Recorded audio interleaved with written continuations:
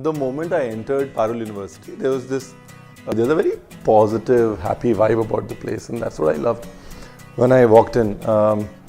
And they say education is purely a function of a happy mind, right? Your mind needs to be open and happy, and that happiness and openness is something that that you very clearly see.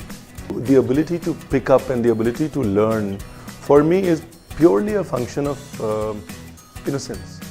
And that's something that with time we sort of start losing.